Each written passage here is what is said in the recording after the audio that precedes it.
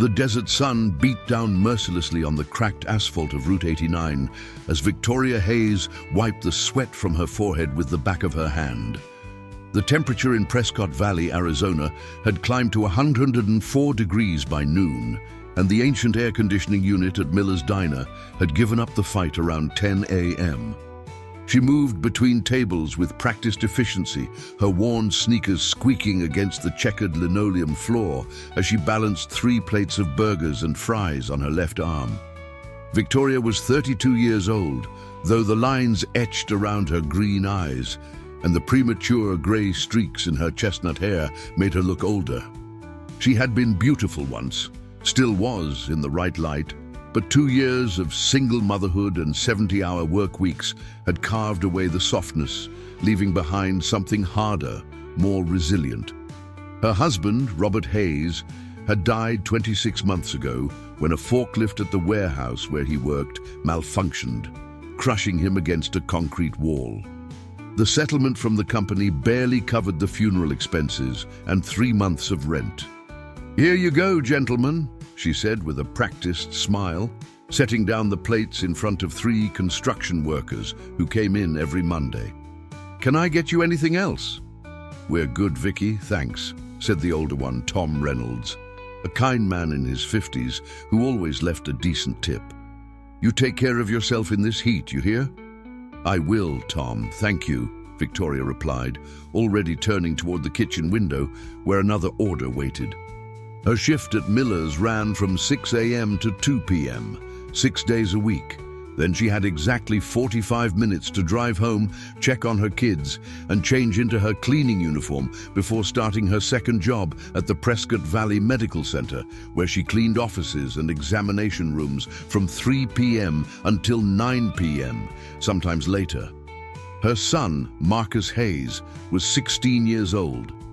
A lean, quiet boy with his father's dark eyes and serious expression. He had been forced to grow up too fast after Robert's death, taking on responsibilities no teenager should have to bear.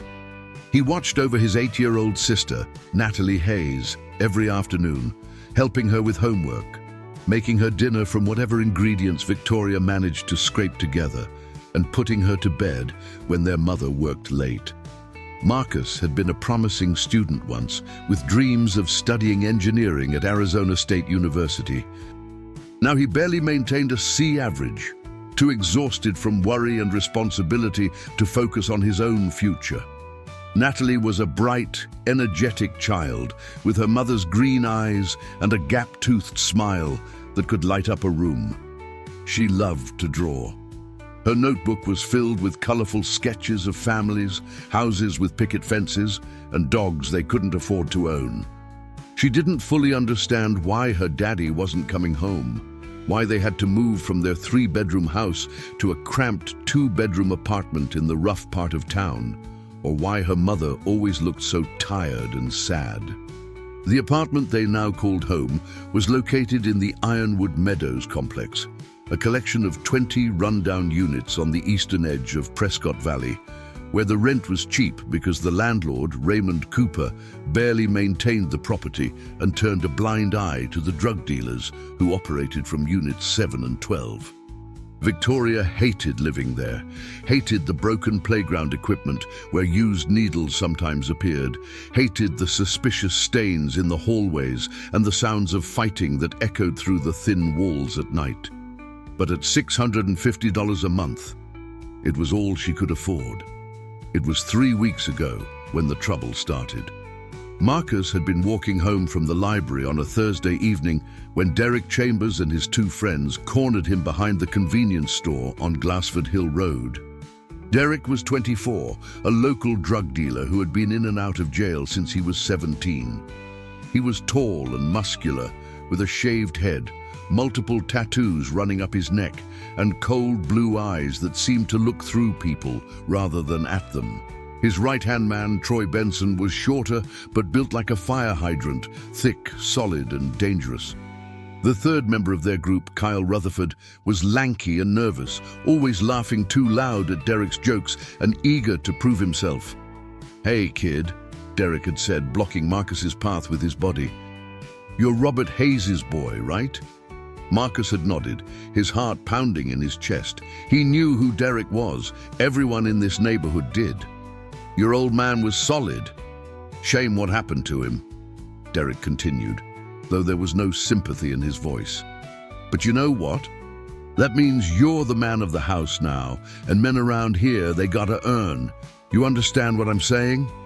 I'm not interested, Marcus had replied, trying to step around them. Troy had grabbed his shoulder, fingers digging in hard enough to bruise. Derek's offering you an opportunity, kid. You should listen. We need someone young, clean, Derek explained. Someone the cops don't know yet. You make some deliveries for us, couple $100 a week. Easy money. Help your mom out with those bills. Marcus had pulled free and walked away quickly, his whole body shaking. He didn't tell his mother about the encounter. She had enough to worry about. But Derek Chambers wasn't the type to accept rejection gracefully. The next week, Derek approached Marcus again, this time at the basketball court near their apartment. When Marcus refused again, Derek's friendly tone evaporated. You think you're better than this? Derek had snarled.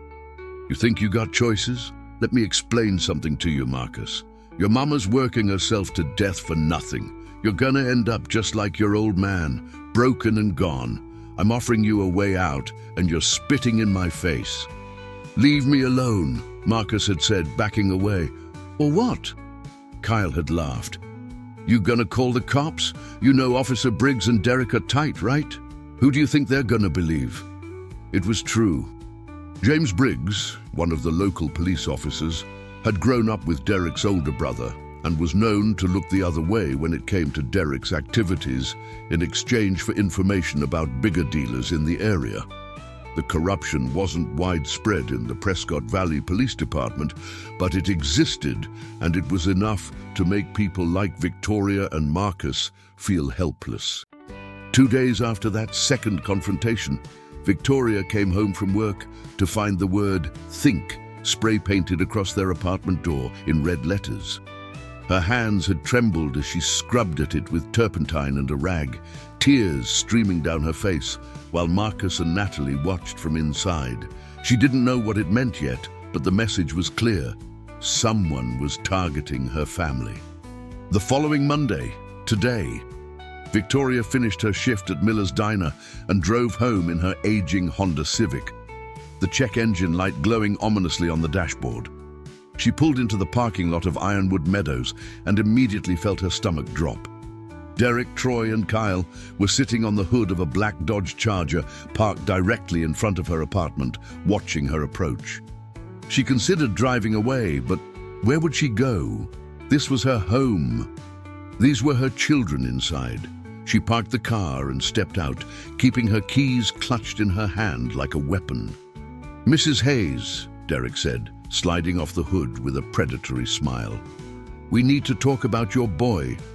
I don't know what you're talking about, Victoria replied, her voice steadier than she felt. And I need to get inside. My kids are waiting. That's exactly what we want to talk about, Derek said, moving to block her path. Your kids, specifically Marcus. See, I've been trying to help him out, offer him some opportunities, but he keeps disrespecting me. That's a problem. My son doesn't want anything to do with whatever you're selling, Victoria said firmly. Now please move. Troy stepped closer, his bulk intimidating. You're not hearing what Derek's saying. This ain't a request. Marcus works for us, or there are going to be consequences. Are you threatening me? Victoria demanded, her voice rising. Because I will call the police. Kyle laughed, pulling out his phone. Go ahead, call Briggs, we'll wait. Victoria's hand was already on her phone in her purse, but she knew they were right. Briggs wouldn't help. She was on her own. You've got 3 days, Derek said, leaning in close enough that she could smell cigarettes and cheap cologne on his breath. 3 days for Marcus to come see me and start earning. Otherwise, accidents happen. Apartment fires, kids getting hurt on playgrounds. Single moms getting jumped in parking lots, you understand? Victoria's blood ran cold. You stay away from my children. Then make the smart choice, Derek replied, stepping back with a smirk. Clock's ticking, Mrs. Hayes. They walked away, laughing among themselves, and climbed into the Charger. Victoria stood frozen in the parking lot, watching them drive off, her entire body shaking. When she finally made it inside the apartment, Marcus was waiting by the door, his face pale. "Mom, I'm sorry," he said immediately. "This is my fault. They've been trying to get me to sell drugs for them, and I kept saying no. And now—" "Stop!" Victoria interrupted, pulling him into a tight hug. "This is not your fault. You did exactly the right thing. We'll figure this out." But as she held her son and felt Natalie's small arms wrap around her waist, Victoria had no idea how they were going to escape this nightmare. They had no family in Arizona. Her parents had died years ago, and Robert's family had cut ties after blaming her for his death, saying she had pushed him to work too much. They had no savings, no resources, no one to turn to. That night, after putting the kids to bed, Victoria sat at their small kitchen table with a cup of cold coffee and her phone in front of her. She had considered calling the police again, but the fear of Briggs's involvement paralyzed her. She thought about running, but where? They had no money for a security deposit on a new apartment, and she couldn't afford to miss work. Her mind spun in circles, searching for a solution that didn't exist. The next morning, Tuesday, Victoria went to work at Miller's Diner with dark circles under her eyes and a knot of anxiety in her stomach. She moved through her shift mechanically, barely hearing the customers' orders, jumping at every sound. Around 11 a.m., just the diner's bell chimed, and she looked up from the coffee pot she was filling to see a group of men walking in. But these weren't ordinary customers. There were 5 of them, all wearing leather vests adorned with patches. The vests were black, with a large emblem on the back, a silver skull with wings, and the words Iron Brotherhood MC curved above it, an Arizona chapter below. The men were a mix of ages, from late 30s to early 60s, all carrying themselves with a quiet confidence that came from years of military service. They weren't like the outlaw bikers Victoria had seen on TV. These men were clean-cut, respectful, and exuded a sense of honor and discipline. The one who appeared to be their leader was a tall man in his mid-40s with short-cropped gray hair, a strong jawline, and piercing hazel eyes. A scar ran from his left eyebrow to his temple, a souvenir from his time serving in the Marines. His vest bore the patch President and his road name, Hawk. This was Jackson Hawk Morrison, founder and president of the Iron Brotherhood Motorcycle Club, an organization of military veterans dedicated to protecting abuse victims and supporting struggling families in their community. "Seat yourselves anywhere, gentlemen," Linda Parker, the other waitress on duty, called out cheerfully. "Victoria, we'll be right with you." Victoria approached their table with menus, forcing a professional smile. "Good morning. Can I start you off with some coffee?" "Coffee sounds perfect, ma'am, thank you." Hawk replied with a polite nod. His voice was deep and calm, the kind of voice that put people at ease. But as Victoria poured the coffee, his eyes caught something that made him pause.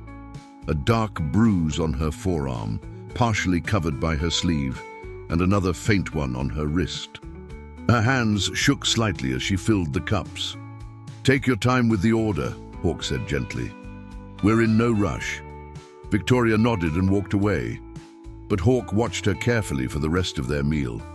He had been trained to notice details, to read body language, and everything about this woman screamed distress.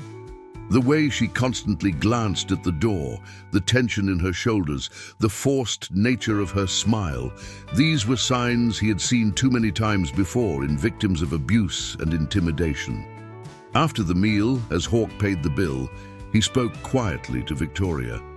"Ma'am, I don't mean to pry, but are you all right? If you need help with anything, here's my card." He handed her a simple business card that read, "Jackson Morrison, Iron Brotherhood MC, veterans helping veterans and community members in need, with a phone number below. Victoria stared at the card, tears suddenly pricking her eyes. Thank you, but I'm fine. I've seen a lot in my years, ma'am, Hawk said softly, and I know what fine looks like. That ain't it. You don't have to tell me anything, but if you change your mind, that number's good 24/7. He tipped generously and left with his brothers, the rumble of their motorcycles echoing as they departed. Victoria stood holding the card, something unfamiliar stirring in her chest. Hope. That afternoon, as Victoria drove to her cleaning job at the medical center, she couldn't stop thinking about the biker's words and the genuine concern in his eyes. But she pushed the thoughts away. What could a motorcycle club do against someone like Derek? She was probably better off not involving anyone else and risking making things worse. Wednesday arrived, and with it, the second day of Derek's 3-day deadline. Victoria was cleaning an office on the 3rd floor of the medical center when her phone buzzed with a text from Marcus. "Mom, they're here again, outside the apartment. They're watching us." Victoria's heart nearly stopped. She called Marcus immediately. "Lock the doors. Don't open them for anyone. I'm coming home right now." "Mom, you'll get fired. I don't care. Stay inside. I'll be there in 20 minutes. She told her supervisor there was a family emergency and rushed to her car. The drive from the medical center to Ironwood Meadows felt endless. When she pulled into the parking lot, the black Charger was there again, and this time Derek and his crew were even bolder. They were standing right outside her apartment door, Kyle banging on it while Troy shouted, "We know you're in there, Marcus! Stop being a little bitch and come talk to us." Victoria jumped out of her car and ran toward them. "Get away from my door! Get away from my children!" Derek turned to her with mock surprise. "Oh, Mrs. Hayes, we were just checking on Marcus, making sure he got our message. Tomorrow's the deadline, you know. Have you two made a decision?" "The answer is no," Victoria said, her voice shaking with fury and fear. "It's always going to be no. Now leave, or I swear I'll scream until every neighbor comes out here." "Scream all you want," Troy laughed. "Nobody around here's gonna help you. They know better." And that was the horrifying truth. Victoria looked around the parking lot and saw curtains moving in windows, people watching but not intervening. Fear had silenced the entire neighborhood. Derek stepped so close that Victoria had to tilt her head back to meet his eyes. "One more day, Mrs. Hayes. And if Marcus doesn't come to me, I'm coming for that pretty little daughter of yours. Natalie, right? 8 years old, real sweet kid. Would be a shame if something happened to her on her way to school." Something inside Victoria snapped. Without thinking, she shoved Derek hard in the chest. "Don't you dare threaten my daughter!" Derek's expression turned dark. He grabbed Victoria's wrist and twisted it painfully, making her cry out. "You just made a big mistake, lady." The apartment door flew open, and Marcus burst out, fear and rage on his young face. "Let her go!" Derek released Victoria and smiled. "There he is. So what's it gonna be, Marcus? You gonna do the right thing and protect your family?" Before Marcus could respond, a neighbor's door opened, and old Mr. Patterson, a 70-year-old Korean War veteran who lived in Unit 18, stepped out with his phone raised. "I'm recording all of this, and I already called 911. Police are on their way." Derek's jaw clenched, but he backed off. "This ain't over. Clock's still ticking." He and his crew left, tires squealing as they drove away. Victoria pulled Marcus inside and locked the door, both of them breathing hard. Natalie was crying on the couch, and Victoria rushed to comfort her. When the police arrived 15 minutes later, it was Officer Briggs. He took a statement with barely concealed disinterest, and when Victoria mentioned Derek Chambers by name, Briggs's expression hardened. "Ma'am, those are serious accusations. You got any proof Derek Chambers threatened you?" "Mr. Patterson recorded it," Victoria said. But when they went to Mr. Patterson's apartment, the old man looked frightened. "I'm sorry, Victoria. After you went inside, Derek came back. He said if I showed that video to anyone, he'd burn my apartment down with me inside it. I already deleted it." Victoria felt her world crumbling. Briggs shrugged. "Without evidence, there's nothing I can do." "Maybe you're just misunderstanding some friendly neighborhood interactions, Mrs. Hayes. I suggest you calm down and stop making trouble." After Briggs left, Victoria sat on her worn couch with her children on either side of her and cried for the first time since Robert's death. She had tried to be strong, tried to handle everything on her own, but she was drowning and there was no one to save them. Then she remembered the card. Jackson Morrison, Iron Brotherhood MC. With trembling hands, she pulled the card from her purse and stared at the number. What did she have to lose? Tomorrow was Derek's deadline, and she had no doubt he would follow through on his threats. She picked up her phone and dialed. It rang 3 times before a calm, steady voice answered. "This is Hawk." "Mr. Morrison, this is Victoria Hayes. You came into Miller's Diner on Tuesday and gave me your card. You said if I needed help." Her voice broke. "I remember you, ma'am," Hawk replied immediately. "What's going on?"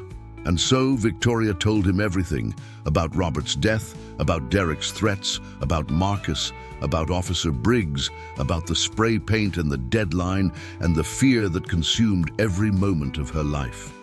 She spoke for 20 minutes straight, and Hawk listened without interrupting once. When she finally finished, there was a pause. Then Hawk said, "Mrs. Hayes, I want you to listen to me very carefully. You and your children are not alone anymore. The Iron Brotherhood doesn't let families get terrorized by scum like Derek Chambers. Here's what's going to happen. Tomorrow, you're going to go about your normal routine. Take your kids to school, go to work, act like nothing's changed, but we'll be watching, and when Derek makes his move, we'll be ready. Can you trust me on that?"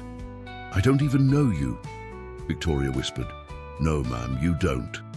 But I'm a Marine Corps veteran who served 2 tours in Iraq, and I founded the Iron Brotherhood on the principle that we protect those who can't protect themselves.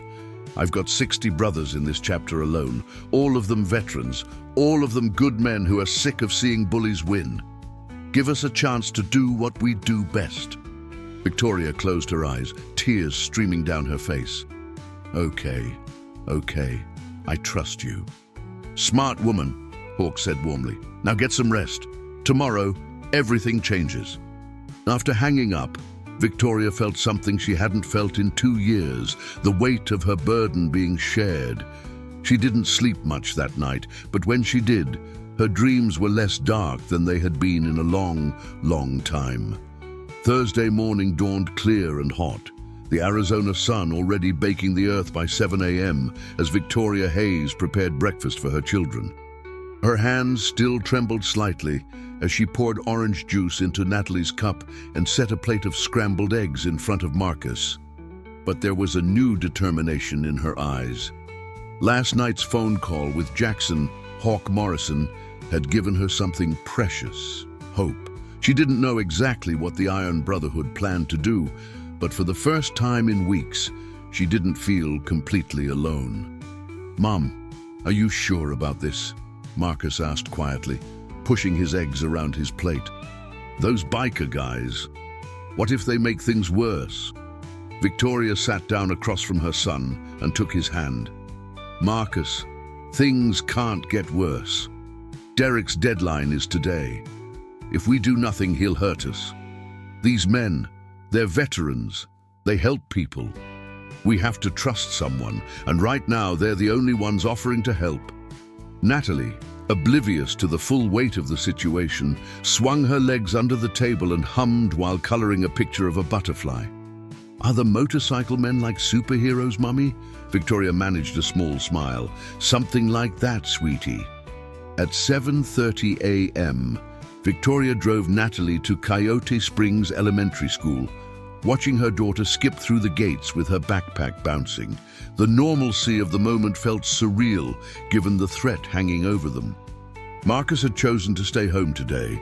his anxiety about the situation making it impossible for him to focus on school. And Victoria had agreed, though she made him promise to keep the doors locked and not answer for anyone. She arrived at Miller's Diner at 5:45 a.m., 15 minutes early as always. The familiar routine of tying her apron, checking her tables, and brewing the first pots of coffee usually brought her comfort. But today, every nerve in her body was on high alert. She kept glancing out the window, watching for either Derek's black Charger or the motorcycles Hawk had mentioned. The morning rush came and went. Truckers grabbing breakfast burritos, construction crews ordering coffee by the gallon, retirees lingering over pancakes and conversation. Around 10 a.m., Linda Parker, the other waitress, noticed Victoria's distraction. Linda was 53, a grandmother of 4 with bottle blonde hair and a tendency to gossip, but she had a good heart beneath the chatter. "Honey, you've been jumpier than a cat on a hot tin roof all morning," Linda said, refilling the sugar dispensers beside Victoria. "What's eating you?" "Just some trouble at home," Victoria replied vaguely. "Nothing I can't handle." Linda gave her a knowing look. "If it's man trouble, you tell me. My second husband tried to raise a hand to me once. I hit him with a frying pan so hard he saw stars for a week, never tried it again." Despite everything, Victoria laughed. "It's not like that. But thank you, Linda." What Victoria didn't see was the subtle presence already surrounding her. Across the street, sitting in the parking lot of an auto parts store, was a dark blue pickup truck with 2 members of the Iron Brotherhood inside. Calvin Reaper Douglas, a 42-year-old Army Ranger veteran with a shaved head and a prosthetic left leg from an IED explosion in Afghanistan, and Miguel Ghost Sanchez, a 38-year-old former Navy corpsman with dark eyes that rarely blinked and an uncanny ability to blend into any environment. They had been there since 6 a.m., watching the diner, cataloging every vehicle that arrived, every person who entered. 2 blocks away, parked near Marcus and Victoria's apartment at Ironwood Meadows, were 3 more Iron Brotherhood members in a grey SUV. Frank Gunner Mitchell, a 60-year-old Vietnam veteran whose hands still bore scars from his time as a prisoner of war. Raymond Wrench Foster, a stocky 55-year-old former Marine mechanic who could fix any vehicle ever made. And the youngest of the group, 29-year-old Tyler Spartan Brooks, an Iraq War veteran struggling with PTSD, who had found purpose and brotherhood in the MC. Their job was to watch Marcus and report any sign of Derek Chambers or his associates. And at the Iron Brotherhood Clubhouse, a large warehouse-style building on the outskirts of Prescott Valley that the MC had purchased and renovated 5 years ago, Hawk was coordinating the operation with military precision. The clubhouse's main room was dominated by a long wooden table scarred with years of use, surrounded by mismatched chairs. The walls were decorated with American flags, photos of fallen brothers, and patches from other veteran MC chapters across the country. A full kitchen occupied one corner, and a makeshift gym filled with weights and punching bags took up another section. This was more than a clubhouse. It was a sanctuary for men who had served their country and now served their community. Seated around the table were 15 members of the Iron Brotherhood, ranging in age from their late 20s to early 70s, representing every branch of the military. Each man wore his leather vest with pride, the patches telling stories of sacrifice, service, and survival. There was David Preacher Wilson, a former Army chaplain whose faith had been tested in the mountains of Afghanistan, but never broken. Marcus Doc Henderson, a retired Air Force paramedic who now ran a free health clinic for veterans, and Antonio Tank Rodriguez, a former Marine who had earned his nickname by literally using his body to shield civilians during a firefight in Fallujah, taking 3 bullets in the process and surviving. Hawk stood at the head of the table, a detailed map of Prescott Valley spread out before him with several locations marked in red. His voice carried the authority of a commanding officer as he briefed his brothers. Listen up. Here's the situation. Victoria Hayes is a 32-year-old widow, single mother of two, being extorted and threatened by Derek Chambers, a known drug dealer with connections to a corrupt local cop named James Briggs. Chambers has given her a deadline of today to force her 16-year-old son, Marcus, into working for his operation. When she refused, he escalated to physical intimidation and threats against her 8-year-old daughter. A rumble of anger moved through the room. These were men who had fought to protect the innocent, and the idea of a drug dealer threatening children made their blood boil. Chambers operates with two primary associates, Hawk continued, pointing to printed photos on the table. Troy Benson, 26, multiple assault charges, served 18 months for battery, and Kyle Rutherford, 23, mostly small-time stuff. Possession, vandalism. He's the weakest link. Briggs is the complication. He's got a badge, and we need to be smart about how we handle that. What's the play, Hawk? Asked Preacher, a lean man in his 50s with graying temples and calm blue eyes. We do what we do best. We protect.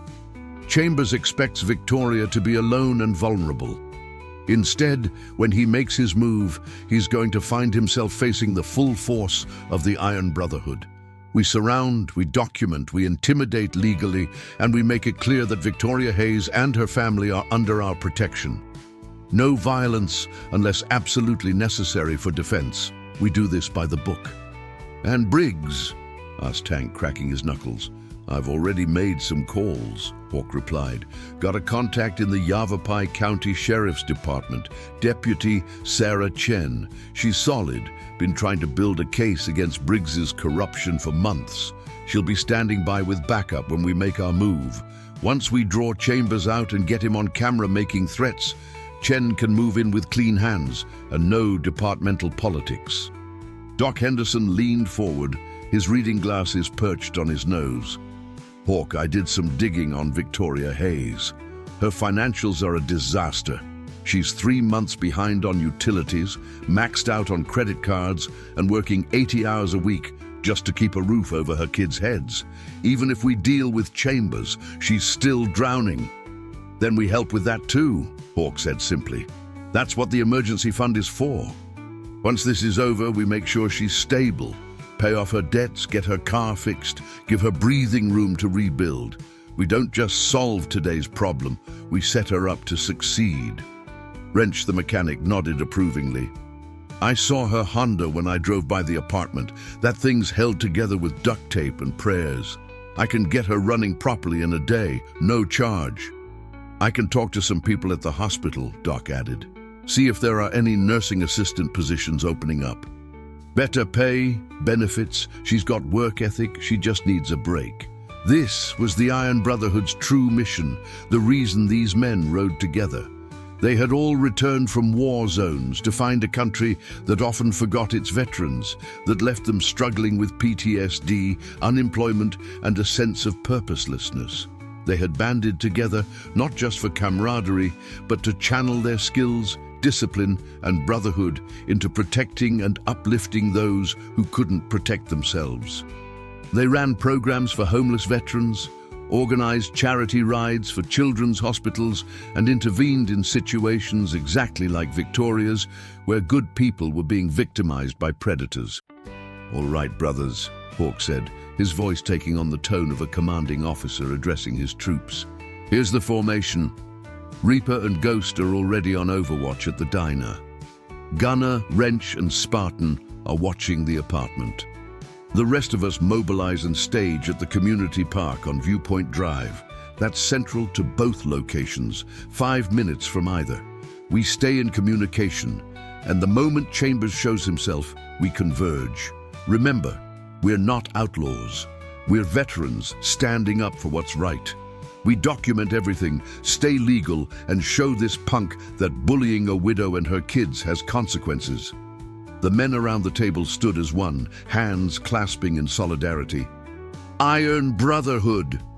They called out in unison. the battle cry that bound them together. As the meeting broke up and members began pulling on their riding gloves and heading to their motorcycles, Preacher approached Hawk privately. "You know this could go sideways fast," Preacher said quietly. "Chambers is a dealer, which means he's probably armed, and if Briggs shows up to protect him, I know the risks," Hawk replied, checking his phone for updates from the surveillance teams. "But what's the alternative? We let this family suffer because we're afraid? We didn't hesitate in Fallujah or Kandahar, and we're not going to hesitate now. That woman made a call for help, and we answered. We see this through." Preacher smiled. "Just wanted to make sure you were committed, because I am. Let's go remind Prescott Valley what happens when you threaten the innocent." By 11 a.m., the staging operation was in full effect. 25 Harley-Davidsons, Indians, and custom choppers were parked in formation at the community park, their chrome gleaming in the Arizona sun. The sight drew curious stares from joggers and families, but the Iron Brotherhood members simply waited with the patience of soldiers who had spent countless hours on alert in hostile territory. At Miller's Diner, Victoria was refilling coffee for a table of regulars when her phone buzzed in her apron pocket. She glanced at it discreetly, a text from Marcus. "Mom, Black Charger just pulled into the parking lot. Derek and his guys are getting out. What should I do?" Victoria's heart hammered against her ribs. She quickly typed back, "Stay inside. Lock the door. I'm calling Hawk." Her hands shook as she pulled up the number Hawk had called from last night and hit dial. He answered on the first ring. "Hawk, they're at my apartment. Derek's there now." "We see him," Hawk replied calmly. "Gunner's team is watching. How far are you from home?" 10 minutes. I can leave right now." "Negative. Stay at the diner where it's public and safe. We're moving into position now. This ends today, Mrs. Hayes. Trust the process." Victoria wanted to argue, wanted to race home to her son, but something in Hawk's voice, the absolute confidence and control, made her pause. "Okay, please keep my boy safe." "On my honor, ma'am. Stay by your phone." The line went dead. Victoria stood in the middle of the diner, her mind racing, her body frozen. Linda noticed and touched her arm. "Honey, you're white as a sheet. What's wrong?" I need to step outside for a minute," Victoria managed to say, then walked quickly to the back alley behind the diner, leaning against the brick wall as she tried to breathe. Meanwhile, at Ironwood Meadows apartment complex, Derek Chambers and his crew stood outside Victoria's door with very different intentions than previous visits. Today was the deadline, and Derek was done playing nice. He had a crowbar in one hand and fury on his face. "Marcus, open this door right now or I'm coming in!" Derek shouted, slamming the crowbar against the doorframe. The sound echoed through the complex. Inside, Marcus had dragged the couch in front of the door and was on his phone with 911, his voice shaking as he reported the threat. The dispatcher's voice was maddeningly calm. "Sir, we're dispatching officers to your location. Please stay inside and away from the door." "He's got a crowbar! He's trying to break in!" Marcus shouted. Troy and Kyle flanked Derek, their body language aggressive. Other residents peered from behind curtains, but no one came out to help. This was Derek's kingdom, and fear ruled here. What Derek didn't see was the grey SUV pulling into the parking lot entrance, or the 3 men who stepped out with phones raised, recording every word and action. Gunner, Wrench, and Spartan spread out, creating a perimeter, their leather vests clearly visible. "Derek Chambers!" Gunner called out, his voice carrying the rasp of a lifelong smoker, but the authority of a man who had survived things Derek couldn't imagine. "Step away from that door!" Derek spun around, his eyes narrowing as he took in the 3 bikers. "Who the fuck are you?" "We're the people who protect this family," Wrench replied, his phone camera trained directly on Derek. "And you're being recorded threatening a minor and attempting to break into a private residence. I'd suggest you rethink your next move." Derek laughed, though it sounded forced. 3 old men in Halloween costumes don't scare me. Mind your own business before you get hurt. Oh, we're not alone, Spartan said with a cold smile. Check your 6. Derek turned to look at the parking lot entrance, and his expression changed instantly. The rumble reached him first, a deep, rhythmic thunder that vibrated through the ground. Then they appeared, a formation of motorcycles rolling into the parking lot in a disciplined V-shape, their engines roaring like mechanical dragons. One by one, the bikes parked in a semicircle that completely blocked Derek's charger and created a barrier between him and any escape route. 25 riders dismounted in unison, their movements coordinated and purposeful. These weren't weekend warriors playing dress-up. The discipline in their bearing, the scars on their faces and arms, the military precision of their formation. Derek Chambers was a bully and a criminal, but he wasn't stupid. He recognized danger when he saw it, and he was staring at 24 combat veterans who had just declared war on him. Jackson Hawk Morrison walked through the line of his brothers and stopped 10 feet from Derek, his hazel eyes locked onto the younger man like a targeting system. Derek Chambers, Hawk said, his voice calm, but carrying an edge that could cut steel. You've been terrorizing Victoria Hayes and her children. That ends right now. Derek tried to salvage his bravado, gripping the crowbar tighter. This is none of your concern. This is between me and that family. Wrong answer, Hawk replied. As of last night, Victoria Hayes and her children are under the protection of the Iron Brotherhood Motorcycle Club. That makes this very much our concern. Here's how this is going to work. You're going to get in your car, drive away, and never come near this family again. If you do, you'll answer to us. Troy and Kyle looked at Derek nervously, clearly wanting to leave, but Derek's pride wouldn't let him back down so easily. Not in front of his crew, not in his own territory. You think you can roll up here and tell me what to do? Derek snarled. I run this neighborhood. I've got connections. You're making a big mistake. Your connection is Officer James Briggs, Hawk said, pulling out his phone and showing Derek the screen. And about 20 minutes ago, Deputy Sarah Chen from the Yavapai County Sheriff's Department delivered a formal complaint against him to Internal Affairs, supported by testimony from 5 residents of this complex who are tired of his corruption. Briggs is currently being questioned. So no, Derek, you don't have protection anymore. You're alone. Derek's face went pale. You're bluffing. Am I? Hawk gestured to his brothers, and several of them held up their phones, all recording. We've got you on video threatening to break into a home occupied by a minor. We've got statements from Mrs. Hayes detailing your extortion attempts. We've got Mr. Patterson's testimony about your intimidation. And we've got about 60 witnesses right here who are prepared to tell law enforcement exactly what we saw today.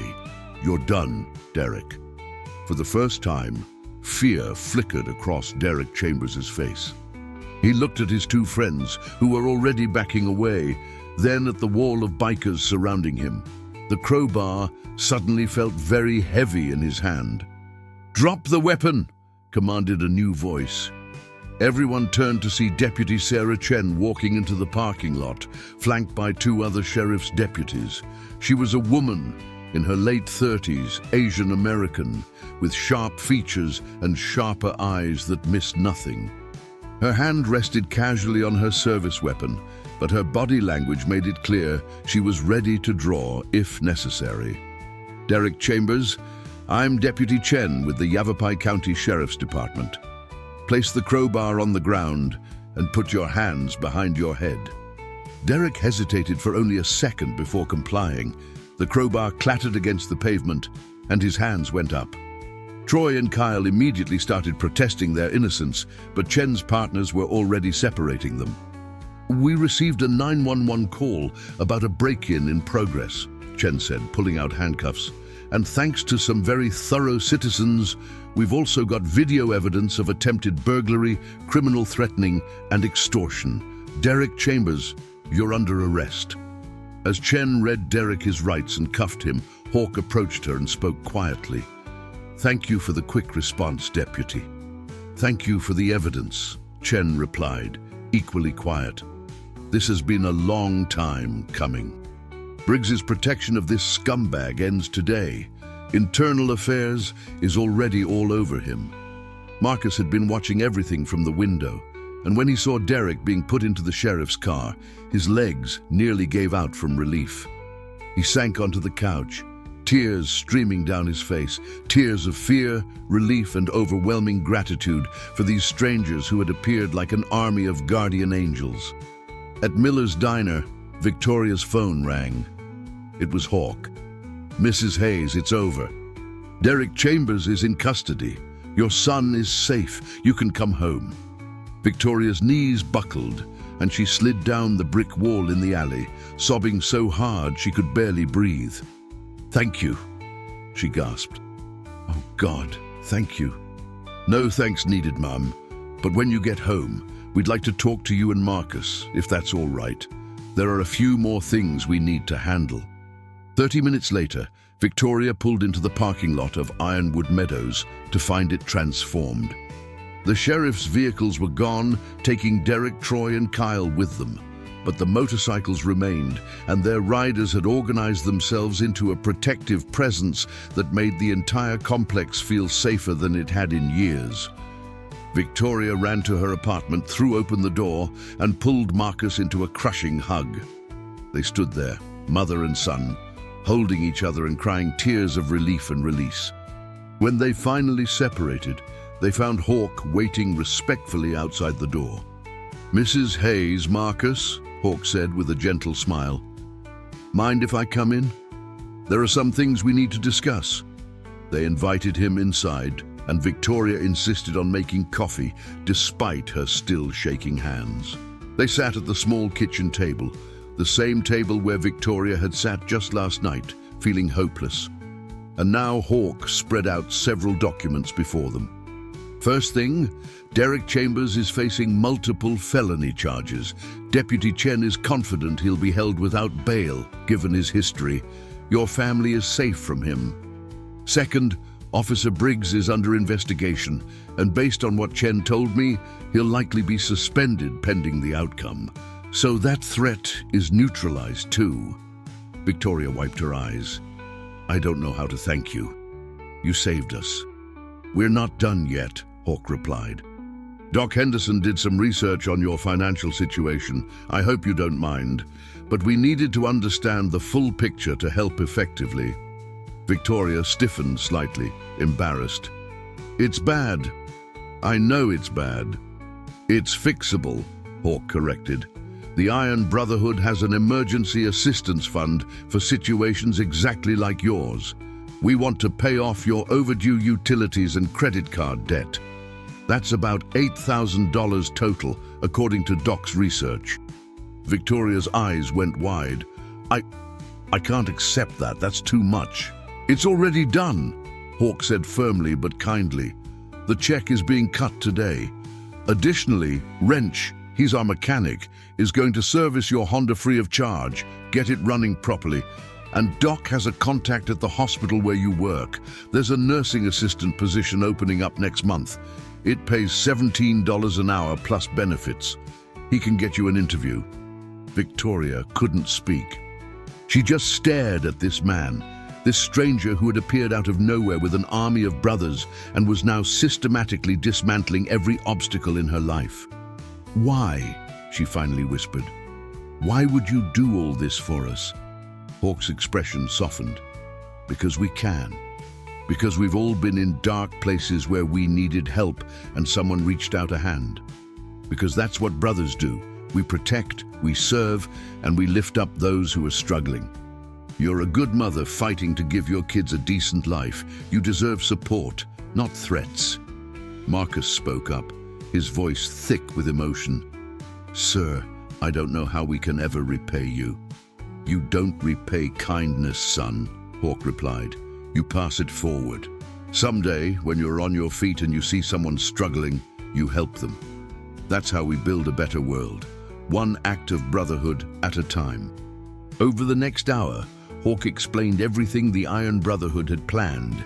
The financial assistance, the car repair, the job opportunity, and even a scholarship program they ran for children of struggling single parents that Natalie could apply to when she was older. He also extended an invitation to Victoria and her family to attend one of the Iron Brotherhood's community cookouts, where they supported veteran families and local residents who needed community connection. As the sun began to set, painting the Arizona sky in shades of orange and purple, the Iron Brotherhood members prepared to depart. But before they left, they formed a circle in the parking lot with Victoria, Marcus, and Natalie in the center, a tradition called the Circle of Protection that they performed whenever they helped a family. Each member placed a hand on the shoulder of the brother beside him, creating an unbroken ring of solidarity. Hawk spoke for all of them. Victoria Hayes, Marcus Hayes, Natalie Hayes, you are now and forever under the protection of the Iron Brotherhood. Any threat to you is a threat to all of us. You are not alone. You are family. The circle broke, and one by one the bikers mounted their motorcycles. The engines roared to life, and they rode out in formation, leaving behind a family that had been broken and terrified just hours before, but now stood together with hope rekindled and faith in humanity restored. That night, after putting Natalie to bed, Victoria sat with Marcus on their small balcony, watching the stars appear in the desert sky. "Mom," Marcus said quietly, "do you think Dad would have liked those guys?" Victoria smiled, tears in her eyes. "I think your father would have loved them. And I think he sent them to us somehow, to remind us that there's still good in this world." Marcus nodded, and they sat in comfortable silence, the weight of fear finally lifted from their shoulders, replaced by something far stronger: hope, gratitude, and the knowledge that they were no longer facing the world alone. The morning after Derek Chambers' arrest, Victoria Hayes woke to sunlight streaming through the thin curtains of her apartment, and for the first time in months, the tightness in her chest had eased. She lay in bed for a few extra moments, allowing herself to simply breathe without the crushing weight of fear and anxiety. The nightmare was over, or at least the immediate danger had passed. Derek was in jail, Officer Briggs was under investigation, and the Iron Brotherhood had promised protection. It felt almost too good to be true, and Victoria found herself waiting for the other shoe to drop. But as Friday unfolded, the reality of the Brotherhood's commitment became increasingly clear. At 9 a.m., there was a knock on the apartment door. Victoria opened it cautiously. Old habits died hard, to find Raymond Wrench Foster standing there with a friendly smile, his arms covered in old tattoos and motor oil stains that no amount of scrubbing could completely remove. "Morning, Mrs. Hayes," Wrench said, tipping an imaginary hat. "Brought my tools and a few parts. Ready to get that Honda of yours running like it should, if you don't mind me working on it, that is." Victoria gestured to where her car was parked. Yes, of course. But you really don't have to." "Ma'am, with respect, we've had this conversation," Wrench interrupted gently. "I'm a mechanic. Fixing cars is what I do. And besides, I saw that check engine light glowing from a block away. That thing's a safety hazard. Let me take care of it." For the next 3 hours, Wrench worked on Victoria's 2008 Honda Civic with the precision and focus of a surgeon. Marcus watched, fascinated, as the older man replaced the oxygen sensor, fixed a vacuum leak, changed the oil and filters, rotated the tires, and addressed a dozen other issues that Victoria hadn't been able to afford to fix. Wrench explained each repair to Marcus as he worked, his weathered hands moving with practiced efficiency. "See, the thing about cars is, they're like people," Wrench said, tightening a bolt. "You neglect the small problems long enough, they become big problems. But you give them attention, maintain them properly, they'll run for years and years. Your mama's been running herself ragged trying to keep everything together, but she needed someone to maintain her, you know? That's what we're doing here, maintenance on the whole family, not just the car." Marcus absorbed every word. "Mr. Foster, can I ask you something? Call me Wrench, son, and sure, ask away. Why did you all really do this? I mean, you don't know us. We're nobody special. It'd gone when Hawk found me. He brought me into the Brotherhood, gave me purpose, gave me brothers who understood what I'd been through. These men saved my life.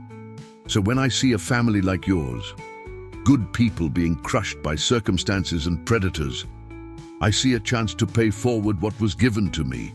That's why we do it, Marcus, because we know what it's like to be drowning, and we know how much one hand reaching down can change everything." Marcus nodded, his eyes glistening with unshed tears. "Thank you for everything.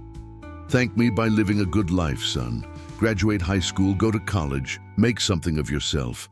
That's the thanks I need." Wrench closed the hood of the Honda with a satisfying thunk. "There, she'll run smooth now. Your mama won't have to worry about breaking down on her way to work."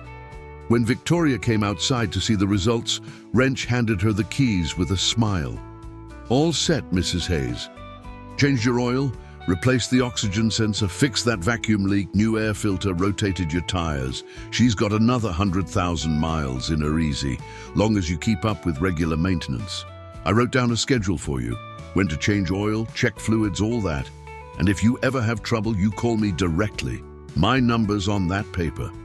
Victoria stared at the paper, then at her car, then at this gruff, tattooed man who had just given her hours of skilled labor for free. "Wrench, I don't have words." "Don't need words, ma'am. Just need you to accept the help and know you're not alone anymore." He gathered his tools and loaded them into his truck. Before driving away, he called out to Marcus, "Hey kid, you ever want to learn about engines? You come by the clubhouse. I'll teach you. Good skill to have." As Wrench drove off, Victoria turned to Marcus. "Did that really just happen?" "I think we found guardian angels, Mom," Marcus replied. "They just ride motorcycles instead of flying." The weekend brought more surprises. On Saturday morning, Dr. Marcus "Doc" Henderson arrived at the apartment with a folder of information. Doc was a distinguished-looking African-American man in his late 50s, with silver hair, glasses, and the calm demeanor of someone who had spent decades caring for others. He had served as an Air Force paramedic for 22 years before retiring and opening a free clinic for veterans in Prescott Valley. "Mrs. Hayes, I hope I'm not intruding," Doc said when Victoria answered the door. "Hawk asked me to follow up on a few things regarding your employment situation." They sat in the small living room, and Doc spread out several documents on the coffee table. "I've been in contact with Linda Chen, no relation to Deputy Chen, who's the hiring manager for nursing assistants at Prescott Valley Medical Center. She reviewed your work history, and she's very impressed with your reliability and work ethic. The cleaning supervisor there gave you a glowing recommendation." Victoria's eyes widened. "I didn't ask anyone to..." "I know, but we took the liberty. Hope you don't mind. There's a nursing assistant position opening up on December 1st. It pays $17 an hour, full benefits including health insurance, dental and vision. Plus, the hospital offers tuition reimbursement if you want to pursue further education, LPN or RN certification. Linda wants to interview you next Wednesday at 2 p.m. if you're interested." Victoria's hands flew to her mouth. $17 an hour, with benefits? That's more than both my jobs combined, and I'd only have to work 40 hours instead of 80. "Exactly," Doc said with a warm smile. "You'd have time to actually be with your kids, time to breathe, time to live. Now there's a catch. You'd need to complete a CNA certification course. But I checked, and there's an accelerated program at Yavapai College that runs for 6 weeks. Classes are in the evening, and the Iron Brotherhood's Education Fund will cover the tuition and books. You could start classes next month and be certified by mid-January, right in time for the position." Victoria couldn't speak.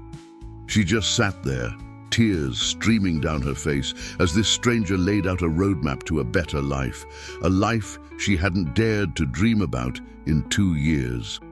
"Mrs. Hayes," Doc said gently, "I know this is overwhelming, but you deserve this opportunity. You've been fighting so hard for so long. Let us help you build a foundation so you can thrive, not just survive." "Why me?" Victoria finally managed to ask. "There are so many people struggling. Why invest all this in my family?"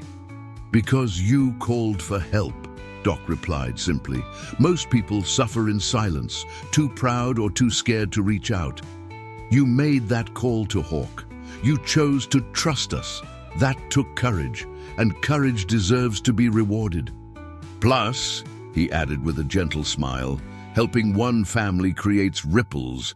Your kids will grow up knowing that community and brotherhood matter. They'll pass that forward. Marcus might become someone who helps others someday. Natalie might grow up to be a nurse or a teacher who changes lives. Investing in your family is investing in the future of this community." Over the next hour, Doc walked Victoria through everything: the CNA program application process, the interview preparation, even a budget plan to help her manage her finances once she started earning more. He had thought of everything, anticipated every obstacle, and provided solutions for each one. Before he left, Doc pulled out an envelope. "This is from the Iron Brotherhood Emergency Fund. It's a check for $8,300.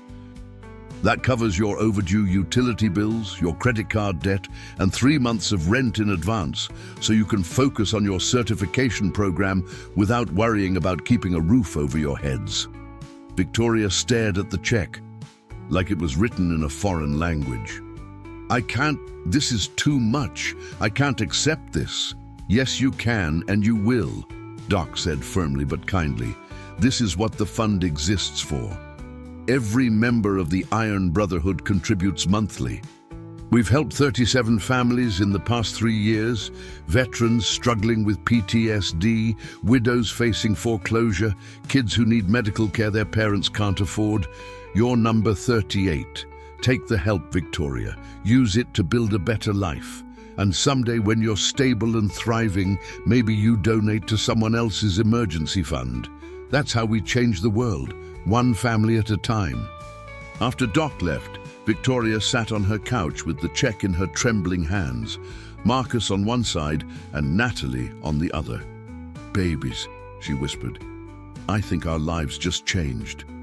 "Are we going to be okay now, Mommy?" Natalie asked, her green eyes wide and hopeful. "Yes, sweetheart," Victoria replied, pulling both her children close. "We're going to be more than okay. We're going to be happy."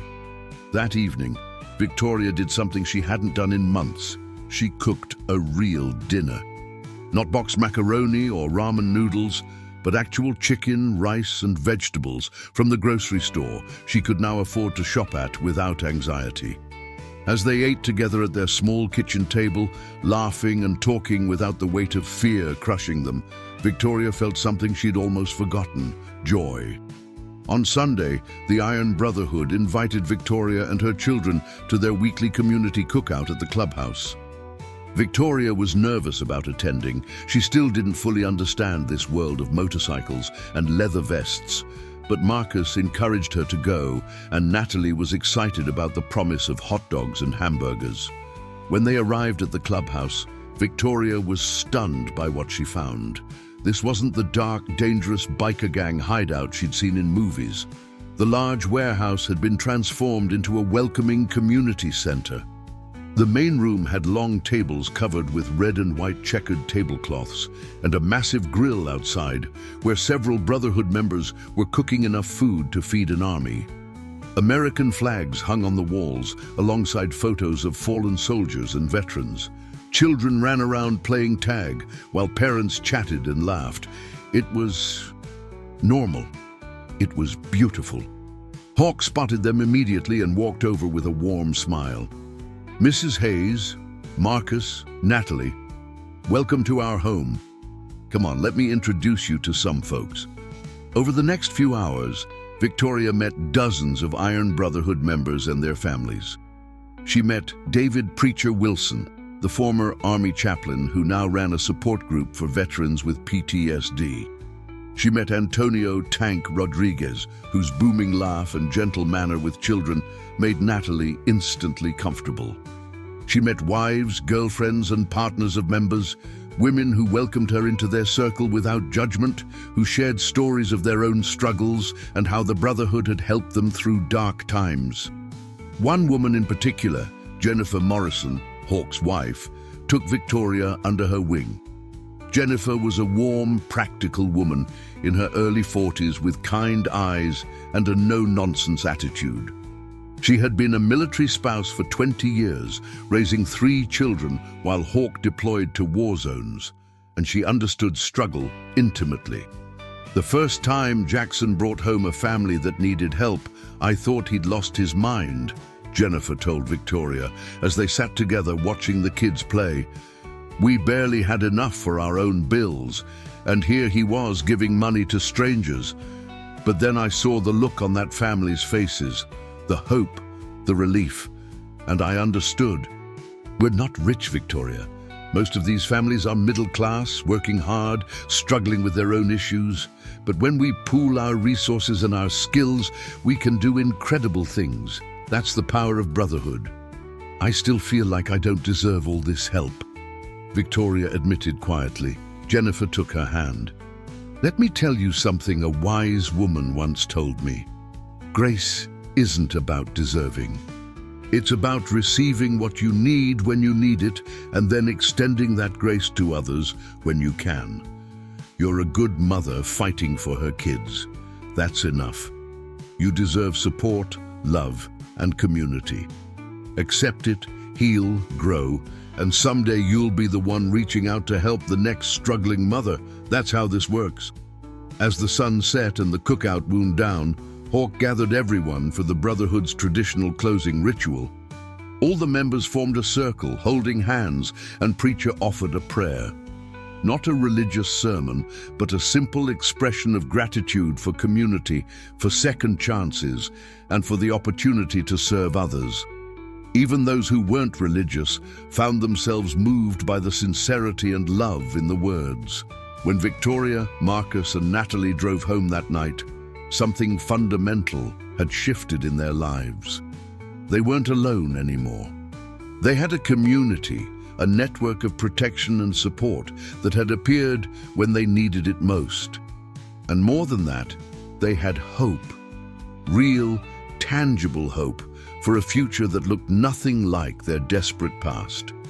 Monday morning, Victoria woke up and realized she didn't have to rush to Miller's Diner. She had given her notice on Friday, thanking them for the job, but explaining she had an opportunity to pursue a career in healthcare. Linda Parker had cried and hugged her, genuinely happy for her even though she'd miss working with Victoria. Similarly, Victoria had resigned from her cleaning position at the medical center, and her supervisor had been supportive, especially when she learned Victoria would be returning as a nursing assistant. For the first time in 2 years, Victoria had time. Time to sit with her children over breakfast. Time to help Natalie with her homework. Time to attend Marcus's parent-teacher conference and learn that his grades were already improving now that the stress had lifted. Time to simply breathe and exist without the crushing weight of exhaustion and fear. Wednesday afternoon, Victoria dressed in her best outfit, a simple navy blue dress she'd bought at a thrift store years ago, and drove to Prescott Valley Medical Center for her interview with Linda Chen. Her heart pounded as she walked into the Human Resources office, but she reminded herself of Doc's coaching. "You've been working 2 jobs for 2 years. You're reliable, hard-working, and you genuinely care about people. That's what they're looking for." The interview lasted 45 minutes, and Victoria felt surprisingly confident. Linda Chen was impressed by her work ethic, her dedication to her family, and her genuine desire to help others. When Linda explained the benefits package, health insurance that would cover both routine care and emergencies, dental coverage for the kids' checkups, vision insurance, paid time off, and tuition reimbursement, Victoria had to fight back tears. These were things she'd stopped daring to hope for. Mrs. Hayes, Linda said at the end of the interview. "I'm prepared to offer you the position contingent on successful completion of your CNA certification. We're very excited to have you join our healthcare team." Victoria shook Linda's hand, her smile radiant. "Thank you so much. You won't regret this." That evening, Victoria enrolled in the accelerated CNA program at Yavapai College. The classes would run Monday, Wednesday, and Friday evenings from 6 to 9 p.m., with Saturday clinical rotations. It would be intense, but it was only 6 weeks, and at the end, she'd have a certification that would change her family's life forever. The Iron Brotherhood support didn't stop with the initial intervention. Over the following weeks, various members checked in regularly. Wrench stopped by to teach Marcus basic car maintenance, checking oil, changing a tire, understanding warning lights. Tank invited Marcus to join the Brotherhood's youth mentorship program, where teenage boys from struggling families were paired with veteran mentors who taught them life skills, responsibility, and respect. Preacher offered to tutor Natalie in reading, noticing that she was slightly behind grade level due to the chaos and instability of the past 2 years. Most significantly, Hawk became something of a father figure to the family. He stopped by once a week, usually on Thursday evenings, to check on everyone and see how Victoria's certification program was progressing. He helped Marcus with his college application essays, sharing stories of his own journey from a troubled childhood in foster care to the Marine Corps to founding the Iron Brotherhood. He gave Natalie art supplies for her drawings and always made time to admire her latest creations. And he provided Victoria with something invaluable, a listening ear and steady presence of someone who believed in her. One Thursday evening in late November, Hawk arrived to find Victoria stressed and overwhelmed. She was 3 weeks into her CNA program, and the combination of intensive classes, clinical rotations, and managing her children was taking its toll. She was sitting at the kitchen table, surrounded by medical terminology flashcards, tears of frustration streaming down her face. "I can't do this," Victoria said when Hawk walked in. "I'm not smart enough. I'm going to fail the certification exam, and I'll lose the job opportunity, and everything will fall apart again." Hawk sat down across from her and looked at the flashcards. "What's tripping you up?" "All of it. Medical terminology, anatomy, procedures. It's too much information in too short a time." "You know what I learned in the Marines?" Hawk said calmly. "When you're overwhelmed, you don't focus on the mountain. You focus on the next step, one foot in front of the other. Let's break this down. What's your exam on?" "Vital signs and basic patient care."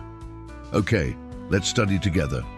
I'll quiz you, and we'll go through it until you've got it. You're not doing this alone, Victoria. That's the point of brotherhood. We share the load."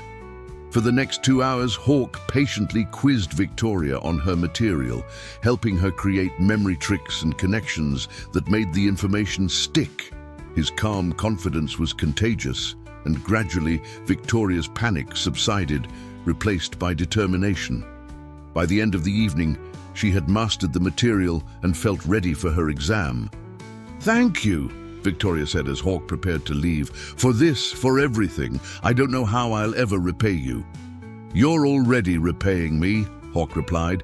"Every time you push through when you want to quit, every time you show your kids that hard work and perseverance matter, every time you accept help and use it to build something better. That's the payment. You're becoming the woman you were always meant to be, Victoria. That's worth more than money." December arrived in Prescott Valley with cooler temperatures and clear blue skies. Victoria Hayes was entering the final 2 weeks of her CNA certification program, and while her confidence had grown significantly thanks to Hawk's tutoring and the Brotherhood's unwavering support, she still battled moments of self-doubt. The final exam loomed on December 18th, and passing it was the gateway to everything. The job at the medical center, the benefits, the stable future for her children. But life, as Victoria had learned through painful experience, rarely followed a smooth trajectory. On December 3rd, just when everything seemed to be falling into place, the first real test of the family's newfound stability arrived. Victoria was at her clinical rotation at a nursing home on the outskirts of town, practicing patient care under supervision, when her phone buzzed with a call from Coyote Springs Elementary School. Her stomach immediately clenched. Calls from school were never good news. "Mrs. Hayes, this is Principal Dorothy Ferguson." The woman's voice was professional but concerned. "I need you to come pick up Natalie. There's been an incident." "Is she hurt?" Victoria asked, her hands already shaking as she gathered her things. "She's not physically injured, but there's been a behavioral issue that requires a parent conference. How soon can you be here?" Victoria explained the situation to her clinical supervisor, who immediately excused her, and she drove to the school with her mind racing through possibilities. Natalie was a sweet, well-behaved child. What could have happened? When she arrived at Principal Ferguson's office, she found Natalie sitting in a chair looking small and frightened, her eyes red from crying. Sitting across from her was another child, a boy about 10 years old, with his mother, a well-dressed woman named Patricia Caldwell, who was glaring at Natalie with obvious disdain. "Mrs. Hayes, thank you for coming," Principal Ferguson said. A tired-looking woman in her 50s with grey hair pulled back in a bun. "We've had a serious incident on the playground today. Natalie physically attacked another student, Brandon Caldwell, without provocation." Victoria looked at her daughter in shock. "Natalie, is this true?" Natalie burst into fresh tears. "He said mean things, Mommy. He said we're white trash and that we live in the bad apartments with drug dealers and that Daddy died because he was stupid." Victoria's heart broke and her temper flared simultaneously. She turned to Brandon, whose smirk confirmed every word of Natalie's accusation. "Is that what you said to my daughter?" Brandon was simply stating facts he'd overheard from adults. Patricia Caldwell interrupted coldly. "That doesn't excuse violence. Your daughter scratched my son's face and pushed him down. She could have seriously injured him. Your son verbally attacked an 8-year-old girl whose father died tragically," Victoria shot back, her voice shaking with controlled fury. "He mocked her family circumstances and her grief. What kind of child says things like that? And what kind of parent defends it?" Principal Ferguson held up her hands. "Ladies, please. This isn't productive. The school has a zero-tolerance policy for physical violence. Natalie will be suspended for 3 days. Mrs. Hayes, I understand there are extenuating circumstances, but we cannot allow students to resolve conflicts with hitting and scratching." 3 days?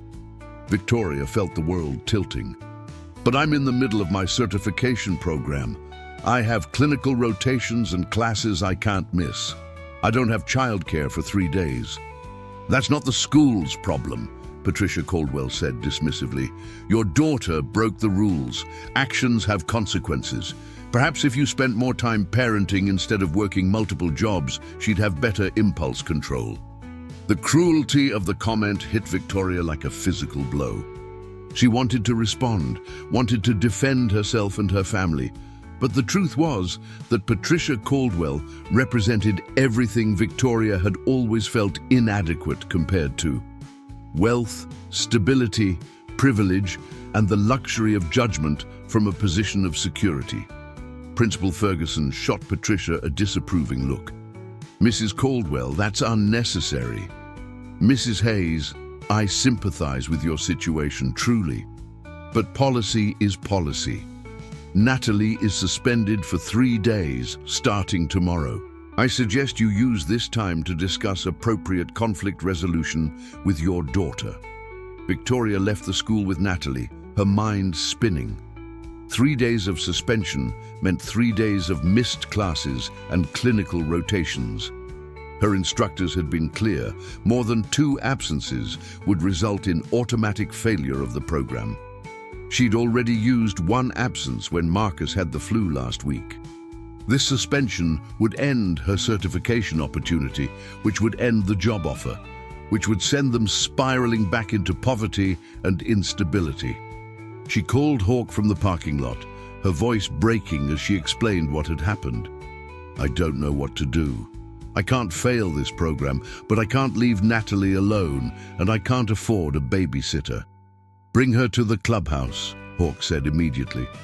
"Jennifer works from home doing medical transcription. She can watch Natalie during your classes and rotations. Problem solved." "I can't ask your wife to babysit my child for 3 days." "You're not asking, I'm offering." "Victoria, this is what family does. Bring Natalie by tonight. Jennifer's already expecting you." That evening, Victoria and Natalie drove to Hawk's home, a modest ranch-style house on the outskirts of Prescott Valley with a neatly maintained yard and a flagpole flying the American flag. Jennifer Morrison welcomed them warmly, immediately pulling Natalie into a hug and offering her hot chocolate and cookies. As Natalie settled in front of the TV with Jennifer's own youngest daughter, Emma, who was 9 years old, Jennifer sat down with Victoria at the kitchen table.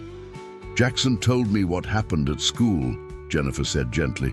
"How are you holding up?" "I feel like I'm failing," Victoria admitted. "I couldn't protect Natalie from that boy's cruelty. I couldn't afford to raise my kids in a good neighborhood where they wouldn't be targeted for being poor. And now, her pain is going to cost me my certification." "First of all, you're not failing," Jennifer said firmly. "You're surviving impossible circumstances with grace and determination. Second, Natalie defending herself, even inappropriately, shows that she's got spirit and won't be a victim. That came from you, from watching you fight for this family. Third, the certification isn't lost because you have community now. Natalie will stay here with me and Emma. They'll do crafts, bake cookies, play games. She'll have a good 3 days and you'll ace your program. That's how this works." Victoria cried then, the relief and gratitude overwhelming her defenses. "Why are you all so kind to us? We're strangers." "You're not strangers anymore," Jennifer replied, squeezing her hand. "You're family, and family takes care of family." The next morning, Victoria dropped Natalie off at the Morrison house at 7 a.m. before heading to her clinical rotation. Natalie was nervous but excited. Emma had promised to teach her how to make friendship bracelets, and Jennifer had planned a full schedule of activities to keep both girls entertained and learning. Over the next 3 days, Jennifer Morrison proved to be a godsend. She treated Natalie with the same love and attention she gave her own children, never making the little girl feel like a burden or charity case. They baked chocolate chip cookies, made art projects, read books together, and had long conversations about feelings and appropriate ways to handle bullying. Jennifer, drawing on her own experience as a military spouse who dealt with her children facing prejudice and difficulty, helped Natalie understand that violence wasn't the answer, but that standing up for herself and seeking help from trusted adults was always appropriate. Meanwhile, Victoria threw herself into her certification program with renewed determination. She excelled in her clinical rotations, earning praise from supervisors for her compassion with patients and her quick mastery of procedures. Her classmates noticed her dedication and often asked her to study with them, drawn to her work ethic and genuine kindness. On December 18th, the day of the final certification exam, Victoria woke at 5 a.m. with anxiety churning in her stomach. The exam was scheduled for 9 a.m. at the testing center in downtown Prescott, and it would determine everything. She had studied for weeks, but doubt still whispered in her mind. What if you're not smart enough? What if you fail? What if all this help was for nothing? At 7 a.m., there was a knock on her apartment door. She opened it to find Hawk standing there with a coffee from her favorite shop and a calm smile. "Figured you could use some moral support on exam day," he said, handing her the coffee. "And I'm driving you to the testing center. No arguments." "Hawk, you don't have to..." Already cleared my morning. Marcus and Natalie are having breakfast with Jennifer and the kids. You're going to ace this test, and I'm going to be there when you walk out with a passing score. Let's go. The drive to the testing center was quiet. Hawk didn't pepper her with last-minute quiz questions or offer hollow reassurances. He simply played soft music on the radio and provided a calm, steady presence that helped Victoria's anxiety settle into focused determination. When they arrived, Hawk walked her to the entrance. Remember, one question at a time. You know this material. Trust yourself. Victoria nodded, squared her shoulders, and walked into the testing center. The exam was 3 hours long, a combination of written questions and practical demonstrations. She moved through each section methodically, drawing on weeks of study, practice, and the confidence that had slowly built through the support of the Iron Brotherhood. When she finished the final practical demonstration, properly taking vital signs and documenting them, she felt a surge of pride. She had done it. Whatever the result, she had given it her absolute best. The results were available immediately for the written portion. Victoria sat in a small room with the proctor, her heart pounding as the woman pulled up her scores on the computer. "Congratulations, Mrs. Hayes," the proctor said with a warm smile. "You passed with a 92%. And your practical scores are excellent as well. You're now a certified nursing assistant." Victoria stared at the screen, not quite believing it. "I passed? Really? Really? You did very well. You should be proud of yourself." Victoria walked out of the testing center in a daze, clutching her official certification documents. Hawk was waiting in the parking lot, leaning against his truck, and the moment he saw her face, he grinned. "You passed." "I passed," Victoria confirmed, her voice breaking. "Hawk, I actually passed." Hawk pulled her into a tight hug, the kind of hug her father used to give her before he died. Proud, protective, and full of genuine joy. "I never doubted you for a second."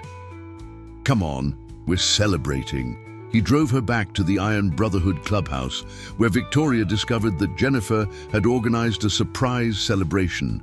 The main room was decorated with streamers and a banner that read, "Congratulations, Victoria." All the Brotherhood members who weren't working had gathered, along with their families, Marcus and Natalie, and even some of Victoria's classmates from the CNA program who had become friends. There was cake, food, laughter, and genuine celebration of Victoria's achievement.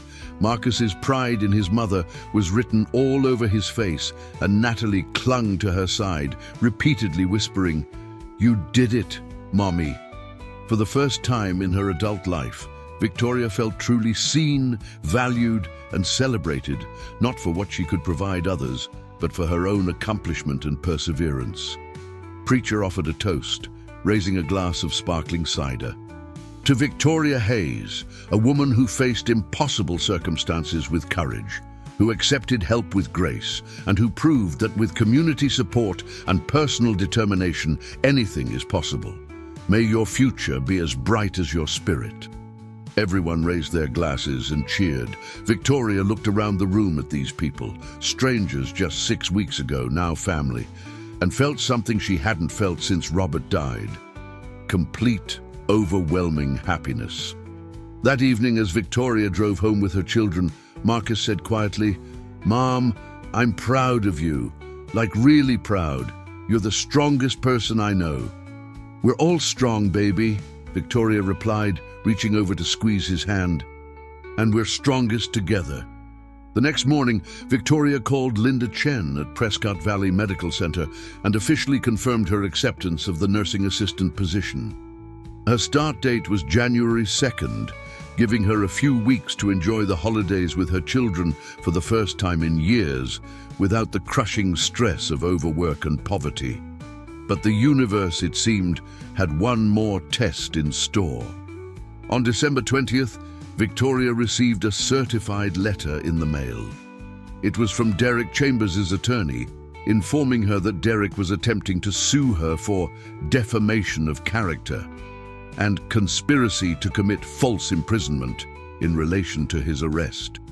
The letter claimed that Victoria had colluded with the Iron Brotherhood to falsely accuse Derek of crimes he didn't commit, and he was seeking $50,000 in damages. Victoria's hands shook as she read the letter. This was impossible. Derek had been caught on video making threats. Deputy Chen had arrested him based on evidence. He'd been charged by the district attorney. How could he possibly claim false imprisonment? She immediately called Hawk, panic thick in her voice. "He's suing me. Derek Chambers is suing me for $50,000. I don't have that kind of money. I'll lose everything." "Breathe, Victoria," Hawk said calmly. "This is an intimidation tactic. Derek's in jail awaiting trial. His lawyer is throwing spaghetti at the wall, hoping something sticks. But you're not fighting this alone. I know a lawyer, Amanda Foster. She's a veteran herself, Air Force JAG officer. She does pro bono work for families the Brotherhood helps. I'm texting you her number right now. Call her, explain the situation. She'll handle it." Victoria called Amanda Foster within 5 minutes. Amanda was a sharp, no-nonsense woman in her mid-40s who listened to Victoria's story, asked a few pointed questions, and then laughed, an actual laugh. "Mrs. Hayes, this lawsuit is garbage," Amanda said bluntly. "It won't survive a motion to dismiss. Derek Chambers is a convicted felon with an extensive criminal record who was arrested based on video evidence and witness testimony. He has zero grounds for a defamation or false imprisonment claim. I'll file a response, get this thrown out, and possibly pursue sanctions against his attorney for filing a frivolous lawsuit. Don't spend another second worrying about this. It's handled." "But I can't afford..." "Pro bono means free, Mrs. Hayes. Consider it my contribution to the Brotherhood's mission. I'll email you some documents to sign, and I'll take care of the rest." Derek Chambers will regret ever sending this letter. True to her word, Amanda Foster dismantled Derek's lawsuit within 2 weeks. The judge dismissed the case with prejudice and issued a stern warning to Derek's attorney about wasting the court's time with baseless claims. Derek, facing serious felony charges including extortion, assault, and attempted burglary, had far bigger problems than his failed intimidation attempt against Victoria. As Christmas approached, the Iron Brotherhood organized their annual toy drive for children of struggling families in Prescott Valley. Victoria volunteered to help, wanting to give back even in a small way. She worked alongside Jennifer and other Brotherhood family members, sorting donated toys, wrapping gifts, and preparing holiday food baskets. On Christmas Eve, they delivered these gifts to 30 families, and Victoria saw her own story reflected in the grateful, tearful eyes of parents who couldn't afford to give their children a real Christmas. "That was me 6 weeks ago," Victoria told Jennifer as they finished the last delivery. "I couldn't afford presents. I was going to tell Marcus and Natalie that Santa was on a budget this year. And look at you now," Jennifer replied. "Certified, employed, stable, and giving back. That's the full circle, Victoria. You received, you healed, and now you're helping others. That's exactly what we hoped would happen." On Christmas morning, Victoria woke to find her children already up, staring in awe at the small tree that members of the Brotherhood had helped them decorate a week earlier. Beneath it were presents, modest but meaningful gifts that Victoria had been able to afford for the first time in years, thanks to the financial stability the Brotherhood had helped create. Marcus received a laptop for college applications, Natalie got art supplies and a new bicycle, and Victoria had splurged on a few nice things for herself, new work scrubs for her upcoming job, and a winter coat to replace the threadbare one she'd worn for 5 years. As they opened presents and ate a real Christmas breakfast, pancakes, bacon, and fresh fruit, Victoria felt profound gratitude, not just for the material improvements in their lives, but for the restoration of hope, dignity, and joy. They weren't just surviving anymore. They were living. January 2nd dawned cold and crisp, the Arizona winter morning bringing temperatures in the low 40s. Victoria Hayes stood in front of her bathroom mirror at 5:30 a.m. adjusting the navy blue scrubs that marked her new identity, certified nursing assistant at Prescott Valley Medical Center. The woman staring back at her looked different from the exhausted, desperate person who had served coffee at Miller's Diner just 2 months ago. This woman's eyes held hope. This woman's shoulders were squared with confidence. This woman had a future. "You look like a superhero, Mommy," Natalie said from the doorway, rubbing sleep from her eyes. "A nurse superhero." Victoria laughed and pulled her daughter into a hug. "Just a regular nurse, baby, but thank you." Marcus appeared behind his sister, dressed and ready for school, even though it didn't start for another 2 hours. "Mom, do you want me to make breakfast?" "You shouldn't be late on your first day." "Already made," Victoria replied, gesturing to the kitchen where scrambled eggs, toast, and orange juice waited on the table. "And I have time. I don't have to rush anymore, remember? I have a normal schedule now." The simple domesticity of the moment, sitting together, eating breakfast without panic, without the crushing urgency of back-to-back shifts, was a luxury Victoria still couldn't quite believe. Over breakfast, they talked about Marcus's plans to visit Arizona State University with Tank later that month, about Natalie's upcoming art project at school, and about Victoria's orientation schedule for her new job. It was ordinary. It was beautiful. Victoria arrived at Prescott Valley Medical Center at 6:45 a.m., 15 minutes early as always. Her work ethic unchanged even if her circumstances had transformed dramatically. Linda Chen met her in the Human Resources office with a warm smile and an employee badge. "Welcome to the team, Victoria," Linda said, handing over the badge along with a thick orientation packet.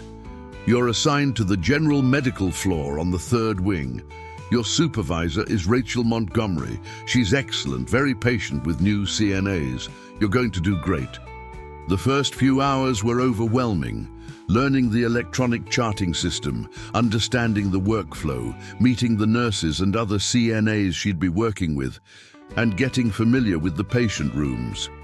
But Victoria's training served her well, and her natural compassion with patients quickly earned her respect from the nursing staff.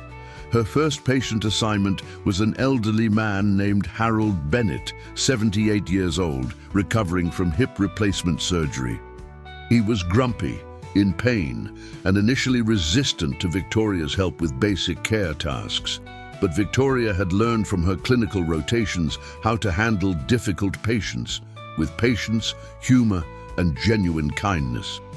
"Mr. Bennett, I know you don't want help getting cleaned up," Victoria said gently, "but I promise I'll be quick and respectful. Plus, you'll feel a lot better once you're fresh. Trust me on this." Harold grumbled, but allowed her to help him. As Victoria worked, she chatted with him about his life, his 45-year marriage to his late wife Dorothy, his service in Vietnam, his 3 children and 7 grandchildren. By the time she'd finished helping him wash and change into clean clothes, Harold was smiling. "You're good at this," Harold said gruffly. "Most people just rush through like I'm a task to complete. You actually care." "Of course I care," Victoria replied. "Everyone deserves dignity and kindness, especially when they're vulnerable. That's what this job is about." That interaction set the tone for Victoria's entire first week. She quickly became known among the patients as the CNA who listened, who remembered details about their lives, who advocated for their comfort and needs. The nurses noticed and appreciated her thoroughness, her willingness to help wherever needed, and her positive attitude even during the challenging moments that healthcare inevitably brought. Meanwhile, Marcus was thriving in his own right. Tank had taken him under his wing, mentoring him not just about college, but about becoming a man of character and purpose. They met twice a week, once for practical lessons like job interview skills, basic financial literacy, and resume building, and once just to hang out, shoot baskets, or work on Tank's motorcycle together. For the first time since his father's death, Marcus had a positive male role model, and the difference was visible in his increased confidence and improved grades. In late January, Tank accompanied Marcus on a visit to Arizona State University in Tempe. They toured the engineering program, met with admissions counselors, and discussed scholarship opportunities. Marcus had always been smart, but poverty and trauma had derailed his academic focus. Now, with stability at home and support from the Brotherhood, his natural abilities were resurfacing. His GPA had climbed to a 3.4, and his SAT scores were strong. With Tank's help, he applied for several scholarships specifically designed for students from low-income families. "You've got what it takes, Marcus," Tank said, as they drove back to Prescott Valley after the campus tour. "You're smart, hard-working, and you've overcome more adversity than most adults face in a lifetime. Colleges want students like you, students who understand struggle and won't take opportunities for granted. You're going to make it, son." Marcus looked out the window, his throat tight with emotion. "Sometimes I feel guilty for being happy, like I'm betraying my dad by moving forward." "Your dad would be proud of you," Tank said firmly. "Honoring his memory doesn't mean staying stuck in grief.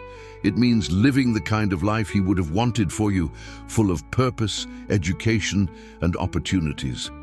Trust me, as a father myself, the greatest gift you can give your dad's memory is to thrive." That conversation marked a turning point for Marcus. He stopped carrying the weight of survivor's guilt and began genuinely investing in his future.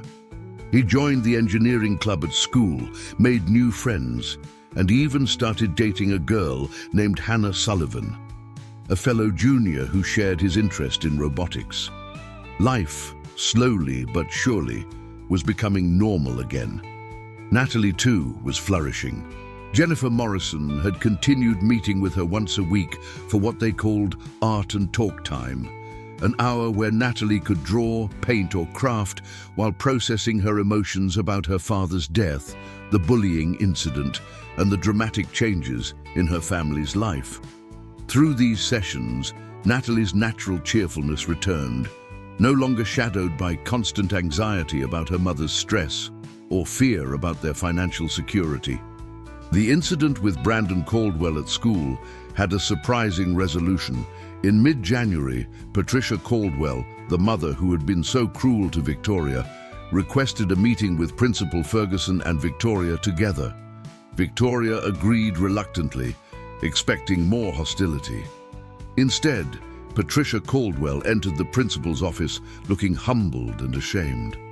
"Mrs. Hayes," she began quietly, "I owe you an apology. After that incident, I had a conversation with my husband about the things Brandon had said. We realized he'd learned those prejudicial, cruel attitudes from overhearing our own private conversations. We were making judgments about families at Ironwood Meadows, calling them trash, and our son absorbed that poison and weaponized it against your daughter. I'm ashamed of myself and of what we taught our child." I've had many long talks with Brandon about empathy, kindness, and recognizing his own privilege. He wrote an apology letter to Natalie, and I wanted to deliver it personally and apologize to you as well. Victoria was stunned. She accepted the letter, a surprisingly sincere apology from a 10-year-old boy, acknowledging that his words had been cruel and wrong, and looked at Patricia with new eyes. "Thank you for this," Victoria said.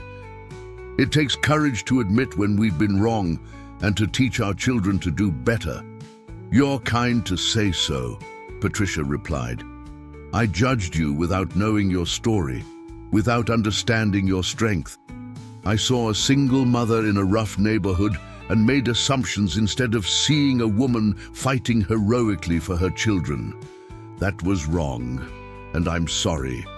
The two women didn't become friends, but they developed a mutual respect. And Brandon and Natalie, with adult guidance, learned to coexist peacefully at school, a small lesson in forgiveness and growth for both children. By March, Victoria had completed her 90-day probationary period at the medical center and received a glowing performance review. Rachel Montgomery, her supervisor, called her into the office with a smile. Victoria, your work has been exceptional. The patients love you, the nursing staff trusts you, and you've demonstrated exactly the kind of compassionate care we value here. I'm officially recommending you for our advanced CNA position, which comes with a $2 hourly raise and increased responsibilities. Congratulations! Victoria accepted, tears of gratitude in her eyes. In just 4 months, she had gone from working 80 hours a week for poverty wages to having a single job that paid well, offered benefits, and valued her contributions. The transformation was almost impossible to comprehend.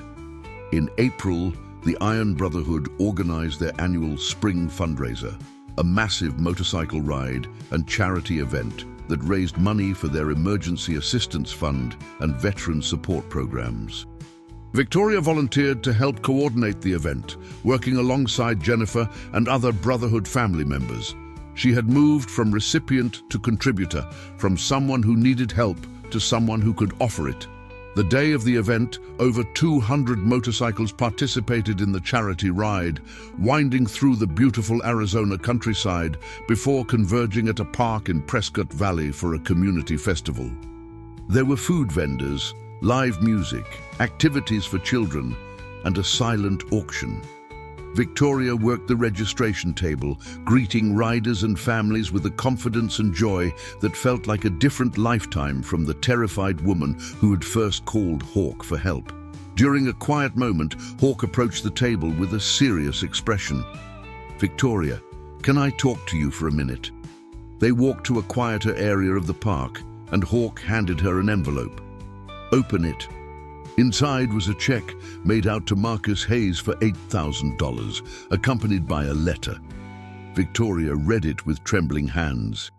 "Dear Marcus Hayes, the Iron Brotherhood Scholarship Committee is pleased to award you the Veterans Legacy Scholarship in the amount of $8,000 to support your first year of engineering studies at Arizona State University. This scholarship is renewable for up to 4 years based on academic performance. Congratulations on your acceptance and your bright future. Your father would be proud. Sincerely, the Iron Brotherhood Scholarship Committee." Victoria couldn't speak. She just stood there, tears streaming down her face as Hawk explained. "Marcus got his acceptance letter from ASU last week, right? We've been working with Tank to make sure he could actually afford to go. This scholarship covers tuition for his first year, and if he maintains a 3.0 GPA, we'll renew it annually. He's not going to let money stop him from getting his education."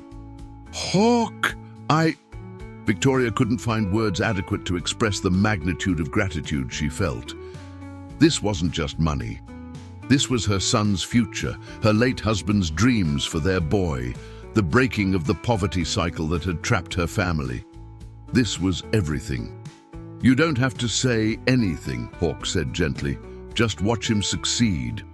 That's thanks enough." That evening, Victoria presented the scholarship to Marcus at home. He read the letter 3 times, as if he couldn't believe the words, before breaking down in tears. The first time he'd cried since the day of his father's funeral. Mother and son held each other, grieving the father who wasn't there to see this moment, celebrating the future that was now possible, and acknowledging the community that had made it all real. "Dad would have loved these people, wouldn't he?" Marcus said through his tears. "He would have," Victoria replied. "And he would have been so proud of you, baby. So proud." May brought Marcus's high school graduation. He finished with a 3.6 GPA, earned a second scholarship from a local engineering firm, and was accepted into ASU's Honors Engineering program. The Iron Brotherhood turned out in force for the graduation ceremony, 20 members in leather vests filling an entire row of the auditorium, cheering and whistling when Marcus's name was called. Afterward, they hosted a graduation party at the clubhouse with food, cake, and heartfelt speeches about Marcus's resilience, intelligence, and bright future. Tank presented Marcus with a special gift, a leather vest with a patch that read "Honorary Brother" and the Iron Brotherhood emblem. You're not a full member because you're not a veteran, Tank explained, but you're family nonetheless. This vest is a symbol of that. You represent the next generation, kids who grew up with our support and protection, who learned the values of brotherhood, service, and lifting others up. Wear it with pride. Marcus put on the vest with tears in his eyes, and every Brotherhood member present came forward to shake his hand or hug him, welcoming him into the fold in this honorary way. For a boy who had lost his father and felt alone in the world, this moment of belonging, recognition, and love was transformative.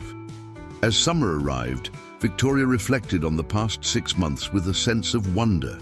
In January, she had started a new career. In March, she had been promoted. In April, she had moved from receiving help to giving it. And in May, she had watched her son graduate and prepare for college with opportunities she'd never dreamed possible. The trajectory of their lives had completely changed. But the most significant moment came in mid-June during the Iron Brotherhood's regular Thursday evening community meeting. These meetings were open to all Brotherhood members and community families they supported, a time to share updates, address concerns, and celebrate victories together.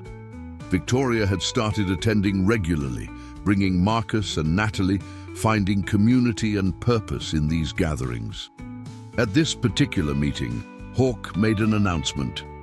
We have a new initiative we're launching this summer, the Iron Brotherhood Family Resource Center, a place where struggling families can come for job counseling, financial literacy classes, childcare support, and connections to social services. We've been doing this work informally for years, but we're expanding and formalizing it. And I'm pleased to announce that Victoria Hayes has agreed to serve as the center's Family Advocate Coordinator, a part-time position working 15 hours a week in addition to her CNA job. Applause erupted, but Victoria was shocked. Wait, we never discussed. I'm discussing it now, Hawk said with a grin. You're perfect for the role. You've lived the struggle. You know what these families need because you needed it. You're compassionate, organized, and determined. The position pays $20 an hour, and the hours are flexible around your nursing schedule. What do you say? Who had been strangers 6 months ago and were now family, and at Marcus preparing for college, at Natalie drawing happily in a corner, and she felt the full weight of transformation. Yes, Victoria said, her voice strong and clear. I say yes. I want to help other families the way you helped mine. The room erupted in applause. This was the completion of the circle. From desperate recipient to empowered advocate, from victim to victor, from isolated single mother to vital member of a community dedicated to lifting others up. Over the following months, Victoria threw herself into her new dual role. 3 days a week, she worked as a CNA at the medical center, providing compassionate care to patients. 2 evenings a week, she staffed the Iron Brotherhood Family Resource Center, meeting with struggling families, connecting them to services, offering the kind of hope and practical support that had saved her own family. She became known in Prescott Valley as someone who understood struggle intimately and never judged, only helped. One evening in August, just days before Marcus was set to leave for Arizona State University, a young woman came into the resource center. She was 29 years old, her name was Christina Baker, and she was a widow with a 4-year-old son. Her husband had died in a car accident 8 months earlier, and she was drowning in debt, working 3 jobs, and terrified she was going to lose her apartment. She sat across from Victoria and told her story, with tears streaming down her face. Victoria listened with complete attention, her heart breaking with recognition. This was her story. This was every struggling parent's story. The grinding poverty, the fear, the isolation, the desperate search for help in a world that often looked away. Christina, Victoria said gently, taking the younger woman's hand. I want to tell you something. 7 months ago, I was exactly where you are right now, Single mother, drowning in bills, terrified every single day. I thought there was no way out, but then I found this community and everything changed.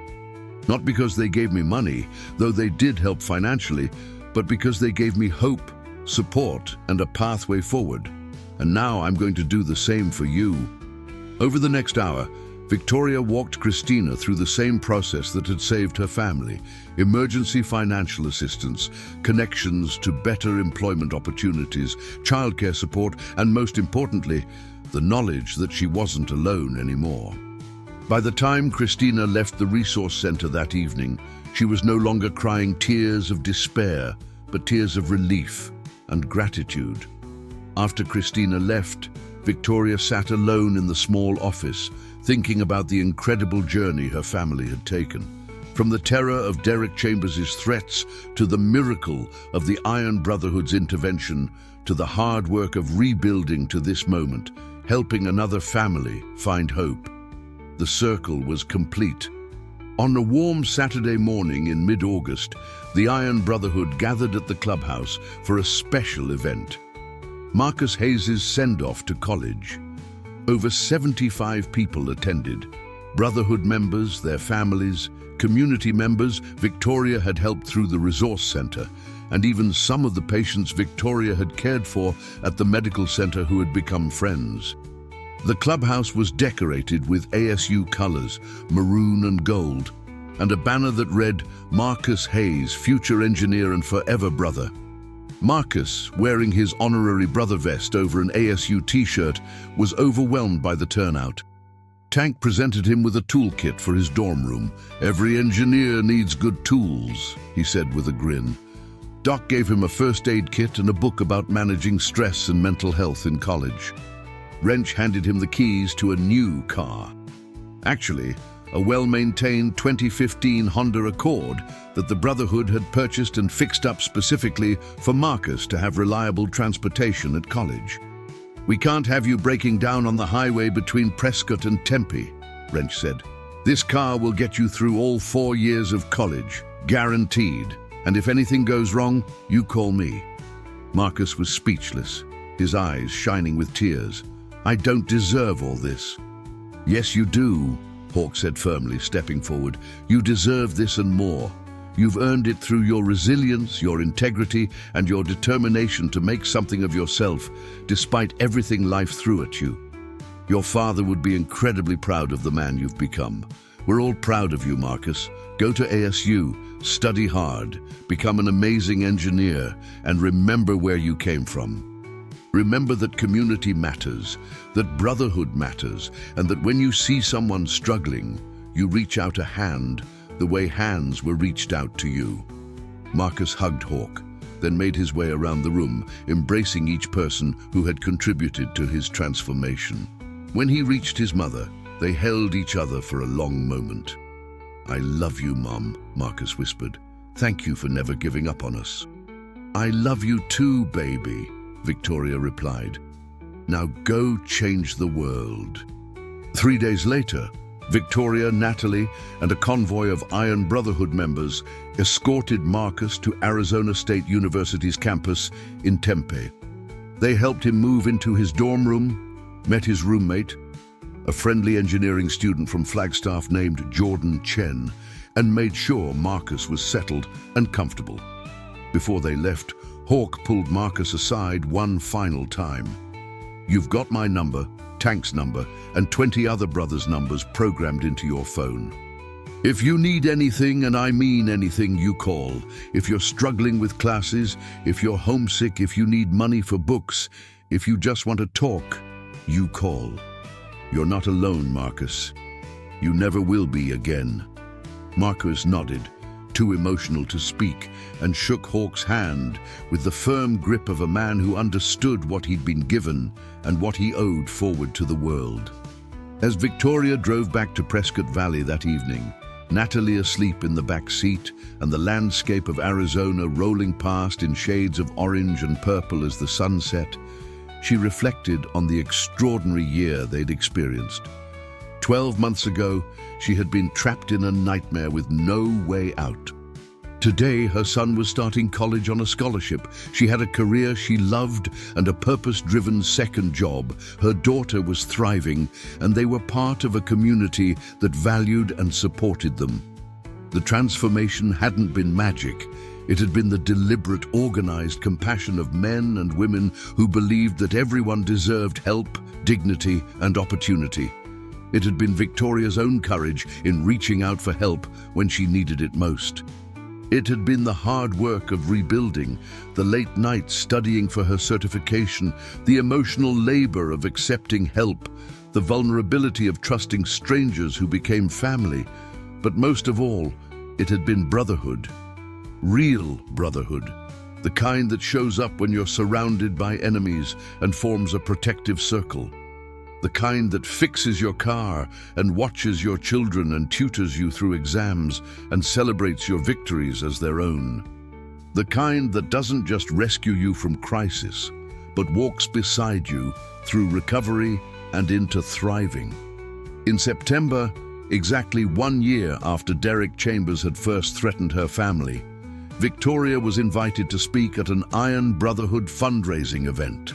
She stood before 200 people, bikers, community members, donors and families the Brotherhood had helped, and told her story.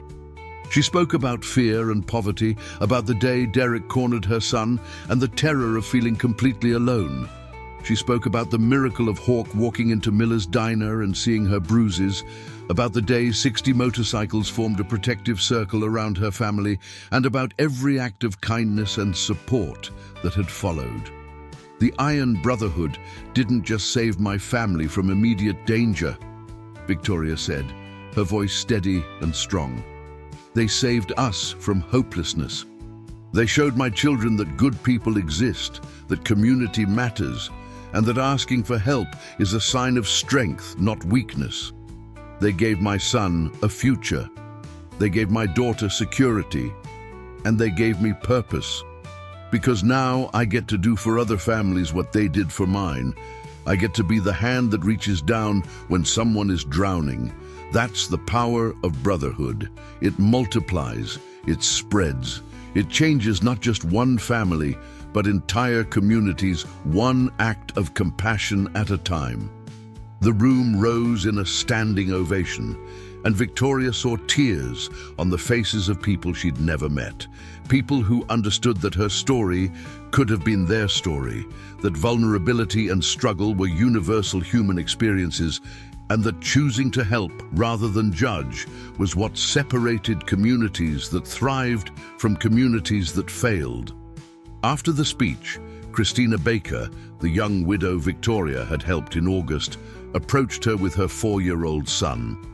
"Victoria, because of you and the Brotherhood, I got that job at the hospital you told me about. I started last week. My son and I are going to be okay. And someday I'm going to help someone the way you helped me." Victoria hugged Christina, and in that moment understood the true legacy of what the Iron Brotherhood had built. It wasn't just about rescuing people, it was about transforming them into rescuers. It was about creating a culture where compassion was contagious, where people who received help became people who gave help, where the circle of protection kept expanding to include more and more families. As fall turned to winter and the 1-year anniversary of the day Derek Chambers was arrested approached, Victoria organized a celebration dinner at her apartment. No longer the cramped unit at Ironwood Meadows, but a nicer 3-bedroom apartment in a safe neighborhood that she could afford on her combined income from the medical center and the resource center. She invited Hawk and Jennifer, Tank and his family, Doc, Wrench, Preacher, and several other Brotherhood members who had become part of her extended family. Marcus came home from ASU for the weekend, bringing straight A grades from his first semester and stories of new friends, challenging classes, and dreams of internships at engineering firms. Natalie, now 9 years old and thriving in 4th grade, had made a special banner for the party. "Thank you, Iron Brotherhood. You are our heroes." As they gathered around Victoria's dining table, laughing, eating, sharing stories, Hawk raised his glass for a toast. To Victoria Hayes and her beautiful children, you called for help when you needed it most, and that took courage. You accepted help with grace, and that took humility. You did the hard work of rebuilding your life, and that took strength. And now you're paying it forward by helping other families, and that took heart. You're the embodiment of what the Iron Brotherhood stands for: resilience, community, and the belief that together we can overcome anything. We're honored to call you family. To family, everyone echoed, glasses clinking together. Victoria looked around her table at these people who had appeared like guardian angels when her world was darkest, who had formed a circle of protection around her children, who had given her not just money or resources, but hope, dignity, and purpose.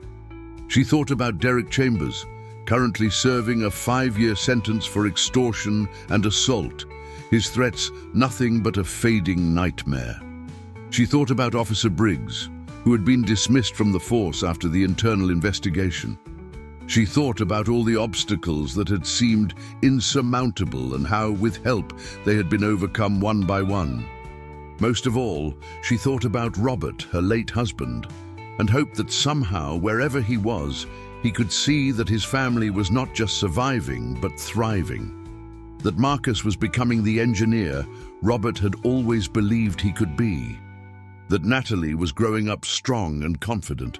That Victoria herself had discovered strength she never knew she possessed.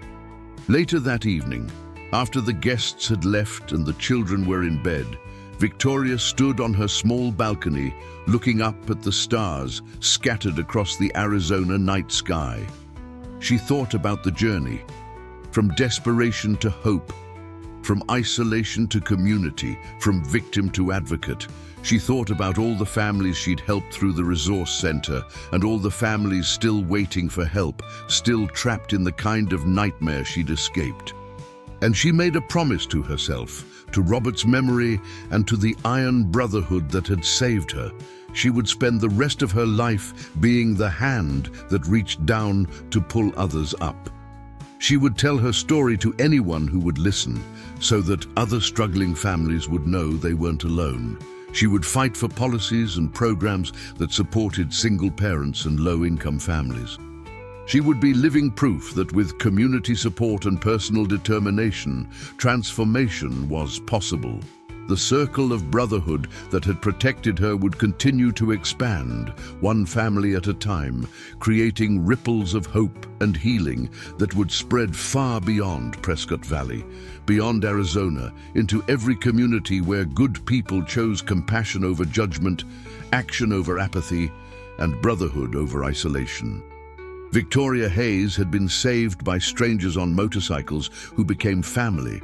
And now she was part of that family, riding with them, metaphorically, if not literally, to protect and uplift others who desperately needed to know they weren't alone. The nightmare was over. The dream was just beginning.